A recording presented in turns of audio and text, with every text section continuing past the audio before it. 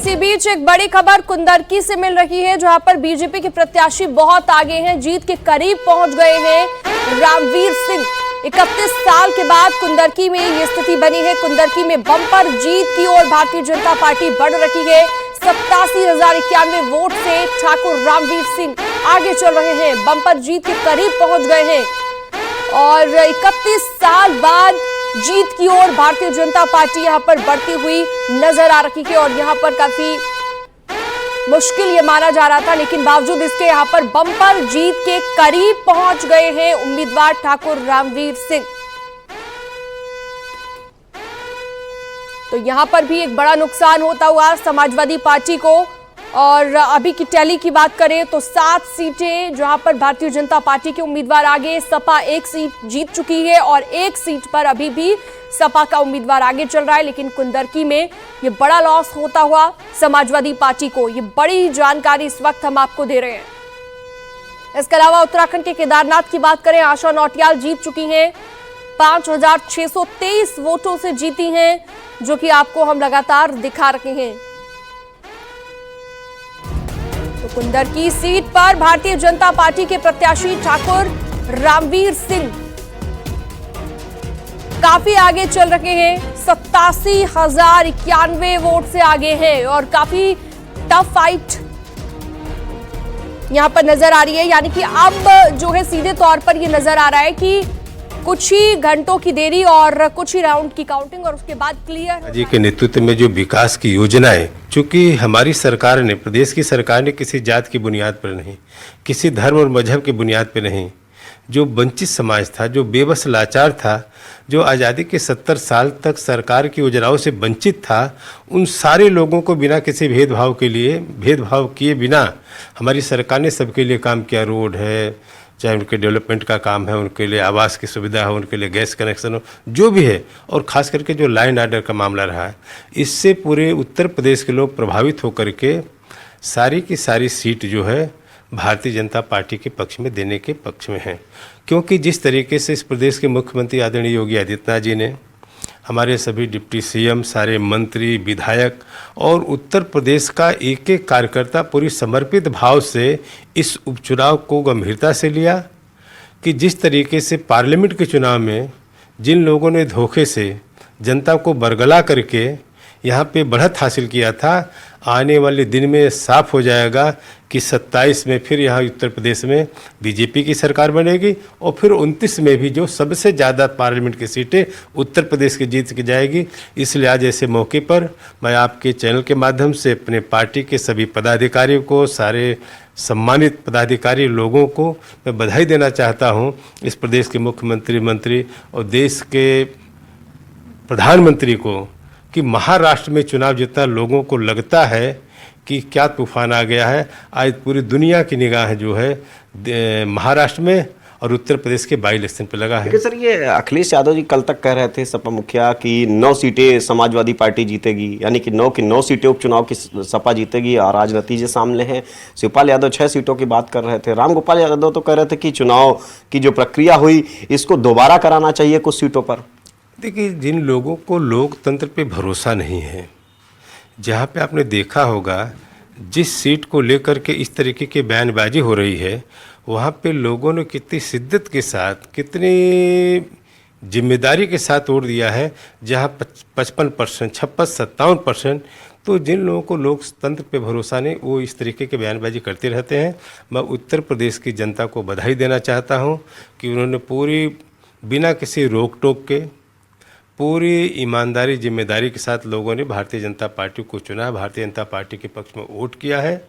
और आने वाले दिन में इस संकेत उत्तर प्रदेश की जनता दे रही है कि अब उत्तर प्रदेश में जो है कोई बरगलाने से बरगलाने वाला नहीं है। सारे लोग मोदी जी के नेतृत्व में, उत्तर प्रदेश में योगी जी के नेतृत्व में भरोसा करके फिर जो है उत्तर प्रदेश में बीजेपी की सरकार बनाएंगे और दिल्ली में 29 की बनेगी। सर, नतीजों के बाद समाजवादी पार्टी सीधे तौर पर आरोप लगा रही है कि उपचुनाव में आप लोगों ने प्रशासनिक मशीनरी का दुरुपयोग किया।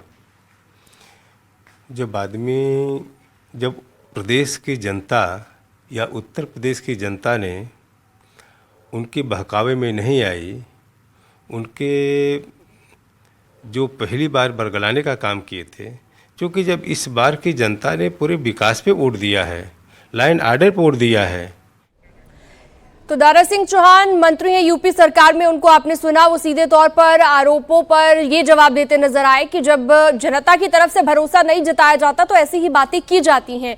और हमारे साथ गेस्ट का एक खास पैनल जुड़ चुका है। आलोक अवस्थी जी हमारे साथ प्रवक्ता भारतीय जनता पार्टी से जुड़ गए हैं, लोधी राकेश राजपूत हमारे साथ राष्ट्रीय सचिव जुड़ गए हैं समाजवादी पार्टी के। इसके अलावा डॉक्टर परमवीर हमारे साथ मौजूद रहेंगे, राजनीतिक विश्लेषक हैं।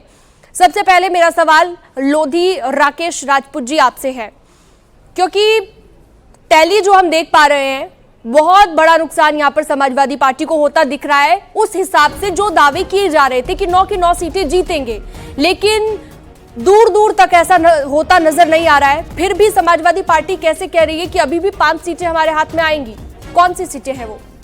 देखिए, अगर ये चुनाव निष्पक्ष तरीके से होता, ये चुनाव पॉलिटिकल पार्टियों के बीच में नहीं था चुनाव, ये शासन प्रशासन एक तरफ चुनाव लड़ रहा था और एक तरफ दारा सिंह चौहान को आपने सुना होगा कि जब जनता आप पर भरोसा नहीं जताती तब आप ऐसी बातें करते हैं। यही बात मैं इनके लिए कहना चाहता हूँ। आज देश में तमाम मुद्दे हैं। आप अगर उत्तर प्रदेश की केवल बात करें तो वहाँ आप महिलाओं की बात करते हैं। आप महिलाओं के देखिए, हाथरस की घटना, पिंकी लोधी की घटना, मनीषा वाल्मीकि की घटना, बदायूं की घटना और बुलंदशहर की घटना, यहाँ तक कि आपने देखा कि उत्तर प्रदेश के साथ साथ पूरे देश में जो महिला पहलवान थी उनके साथ भी न्याय नहीं हुआ। महिलाओं की बात करते हैं, शिक्षा की बात करते हैं, शिक्षा पे देखिए आज देश में क्या हालत है। आप नौजवानों की बात करिए, नौजवानों की क्या हालत है। आप युवा वर्ग की बात करिए, सब बेरोजगार भटक रहे हैं, नौकरी के लिए परेशान हैं, सब प्राइवेटाइजेशन किया जा रहा है। मुद्दों को चुनाव के दौरान उठाया होता तो फिर उन मुद्दों पर आपको जनता वोट देती। इसमें कोई दो मत नहीं है। हमारा संगठन पूरे उत्तर प्रदेश में और देश में बहुत मजबूत है, जमीन पे बहुत मजबूत है, लेकिन ये शासन प्रशासन जिस तरह से कोताही बरत रहा है, जिस तरीके से इन्होंने देखा कि लोग, आपने भी देखा, पूरे देश ने देखा, जिस दिन वोटिंग थी 20 तारीख वाले दिन हमारे राष्ट्रीय अध्यक्ष जी ने प्रेस कॉन्फ्रेंस की, मुरादाबाद में क्या हुआ, मुजफ्फरनगर में क्या हुआ। आप देख रहे हो कि उन लोगों को वोट ही नहीं डालने दिया जा रहा है। वहाँ के थाना अध्यक्ष, वहाँ के एसपी रिवाल्वर हाथ में लेके लहरा रहे हैं, ये देख रहे हैं, सोशल मीडिया पे वायरल हो रही हैं चीजें। उसके बावजूद ने सफाई दी थी उस मामले को लेकर भी, जो आप कह रहे हैं। हाँ, तो वही मैं आपको बताना चाह रहा हूं कि ऐसे माहौल में निष्पक्ष चुनाव कैसे हो सकता है, और जबकि उसके बावजूद हमारे देश में, हमारे उत्तर प्रदेश में अगर इन ढोंगी पाखंडी शोषणकारी बीजेपी को किसी ने जवाब दिया था तो 2024 में आपने देखा कि उत्तर प्रदेश ने इनको जवाब दिया, जिससे ये खिसियानी बिल्ली खंबा नोचे, उस टाइप का इन्होंने ये काम किया। कुंदरकी की आप बात करें, अगर 31 साल बाद बीजेपी यहाँ पर जीतने जा रही है तो कहीं तो जनता का विश्वास होगा ना कि इतने सालों के बाद भारतीय जनता पार्टी को जीत मिलने जा रही है। देखिए, ये जीत भारतीय जनता पार्टी की नहीं है, ये शासन और प्रशासन की जीत कह सकते हो, धोखे की जीत कह सकते हो। इन्होंने ये धोखा किया है, जनता के साथ धोखा किया है। ये वोटिंग जो हुई, जनता को वोटिंग करने ही नहीं दी इन्होंने। कह रहे हैं ईवीएम पर आरोप नहीं लगाएंगे इस बार? नहीं, ईवीएम पे तो हम जब 2024 में हम लोग इंडिया गठबंधन 43 सीटें जीता, उसके बावजूद मैं आप ही के इसी मंच पे बैठा था और मैंने ये कहा था कि हम आज भी वैलिड पेपर की वकालत करते हैं कि वैलिड पेपर पे चुनाव होना चाहिए।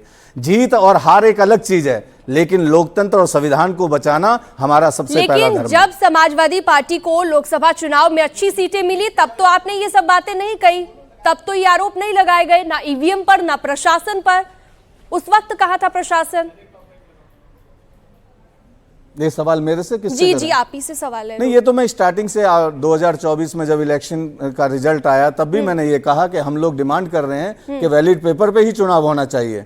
हम तो आज भी ये कह रहे हैं, अभी रिजल्ट पूरा आएगा तब भी आप देखेंगे हमारी डिमांड यही है कि लोकतंत्र में संविधान। लेकिन लोकसभा चुनाव में जब आपका अच्छा प्रदर्शन था तब ऐसे आरोप क्यों नहीं लगाए गए आपकी ओर से? कि मैंने तो आप ही के मन से इस बात की मैंने वकालत की थी जब हम जीते, उत्तर प्रदेश में लोकसभा जीते और देश में उत्तर प्रदेश में सबसे बड़ी पार्टी के रूप में हम उभरे। उसके बावजूद मैंने ये कहा आपके मंच पे कि हमारी पार्टी और हमारे राष्ट्रीय अध्यक्ष आज भी इस बात की वकालत करते हैं कि वैलिड पेपर पे चुनाव होना चाहिए। ठीक है, आलोक अवस्थी जी से जवाब ले लेते हैं।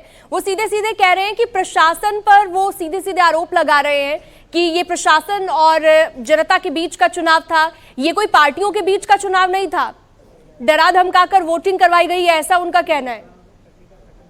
देखिए, मैं उनके आरोपों पर से उतना ही कहना चाहता हूँ कि नाच ना आवे आंगन टेढ़ा।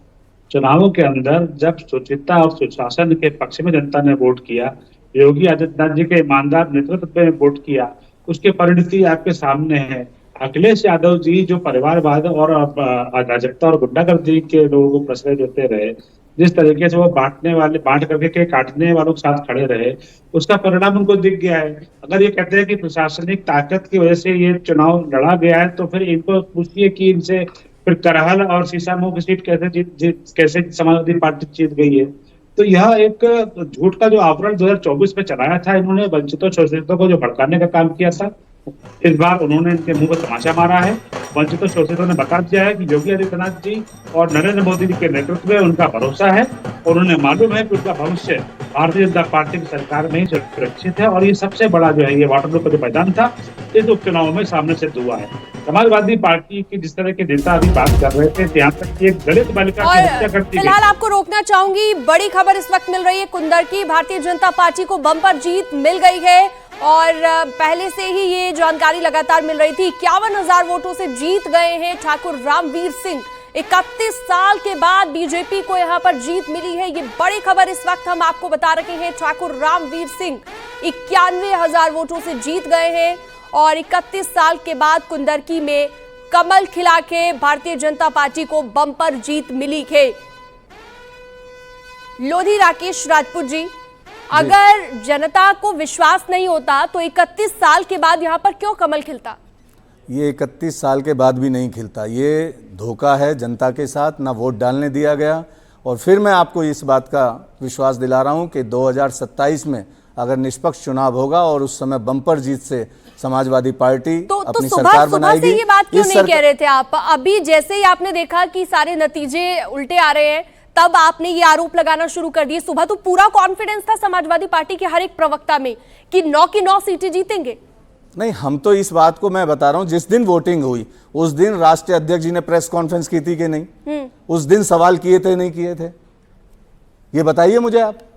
कोई राष्ट्रीय अध्यक्ष उसी दिन, जिस दिन ये सब घटनाएं हो रही हैं, रिवाल्वर लहराई जा रही है और जो हमारे क्षेत्र हैं जहां लोकतंत्र और जहां मुस्लिम बाहुल्य क्षेत्र हैं वहां वोटिंग नहीं करने दे रहे हैं, या जहां यादव समाज का बाहुल्य क्षेत्र है वहां वोटिंग नहीं करने दे रहे हैं, वहां थाना अध्यक्ष जाके डरा रहे हैं, धमका रहे हैं, वोटिंग नहीं करने दे रहे हैं। जवाब उसके बाद मैं आपका रुख करूंगी।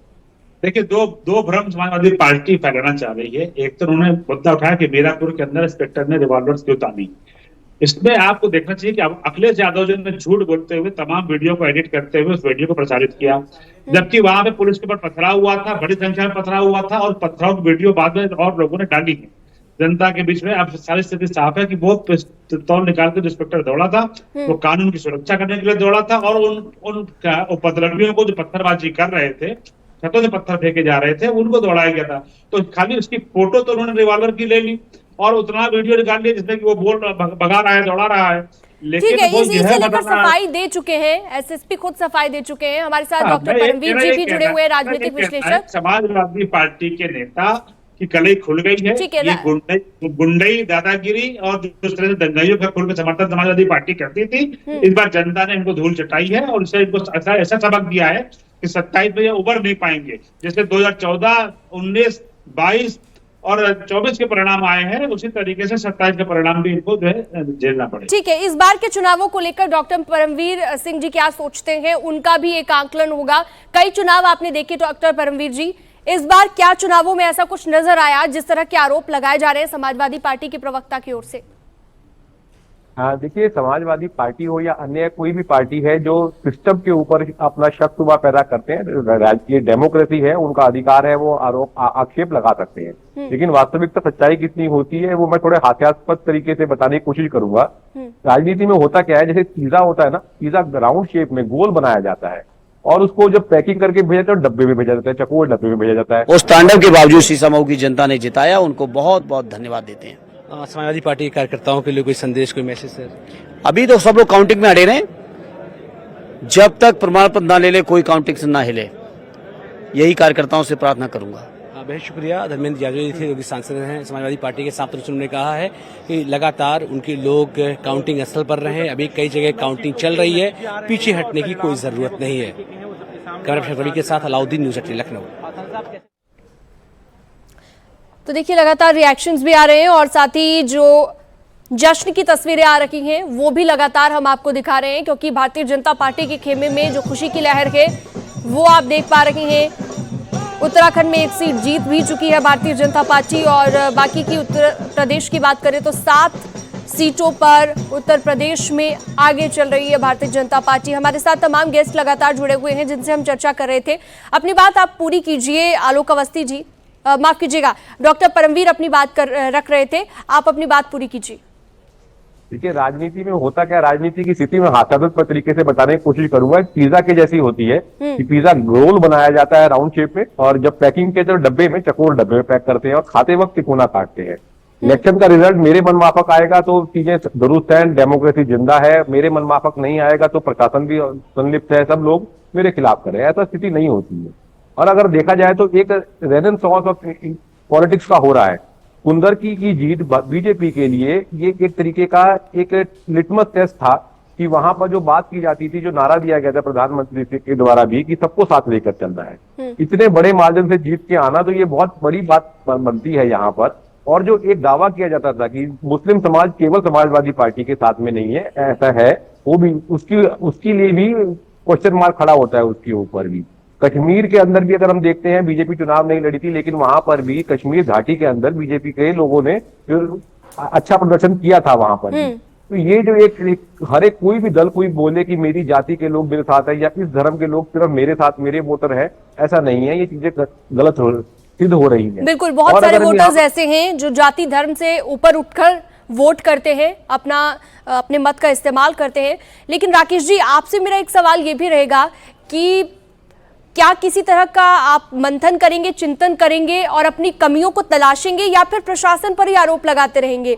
कहीं तो कोई कमी रही होगी। क्या प्रचार में कोई कमी रह गई, मुद्दों को उठाने में कोई कमी रह गई कि विकास के जो मुद्दे थे जो आपको जनता के बीच लेकर जाने चाहिए थे वो आप नहीं लेकर गए, बल्कि जो सामने से बयानबाजी हुई उसी का पलटवार करते रह गए आपके नेता? नहीं, इसमें कोई दो मत नहीं है। देखिए, मैं करहल की विधानसभा में भी गया था मीटिंग करने, मैं खैर में भी गया था। वहाँ जो जनता का जन आक्रोश था शासन के खिलाफ, प्रशासन के खिलाफ, बीजेपी के खिलाफ, इसमें कोई दो मत नहीं। हम वो चुनाव जीत रहे थे जहां मैं गया, उसकी तो मैं दावे से कह रहा हूं। बाकी तो मैंने सोशल मीडिया पे और चैनल पे, जीत ही रहे हैं आप। करहल की बात मैं वहीं की बता रहा हूं जहां जहां मैं गया। और वैसे तो मैं बताऊं आपको, उत्तर प्रदेश में पूरी 9 की 9 सीटें हम लोग जीत रहे थे। संगठन बहुत मजबूत है हमारा कहीं कोई दो मत नहीं है जीतने में। लेकिन अगर ये निष्पक्ष चुनाव होता, ये 9 की 9 सीटें हम लोग जीतते, समाजवादी पार्टी जीतती, इसमें कोई दो मत नहीं है। लेकिन अगर आप देखोगे, जब शासन प्रशासन सोशल मीडिया पे सब दिख रहा है कि वो वोट नहीं डालने दे रहे हैं लोगों को डरा रहे हैं, धमका रहे हैं, झूठ बोल रहे हैं, गुमराह कर रहे हैं, और इनकी नीति क्या है? जब से सुन लीजिए, मुझे अपनी बात कहने लीजिए।